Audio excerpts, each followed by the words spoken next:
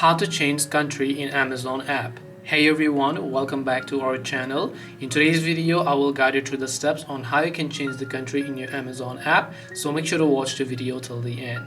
Changing the country on our Amazon app is fairly simple. Go ahead and then first of all, just launch the Amazon shopping application here. And as you do that, just make sure that you are basically logged into your account. Now whenever you log in, you might get this kind of pop-up, but let's say you are currently logged in like this and then you want to change the country.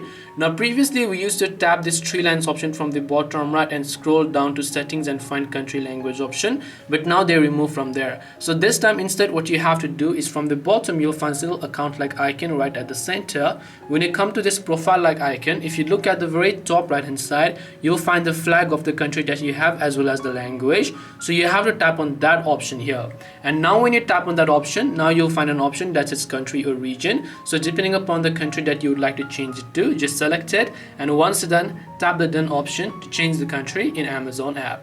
This way you'll be able to change country in Amazon app. Hope this video was helpful. If you have any questions, feel free to leave them down. Thank you for watching and see you in the next video.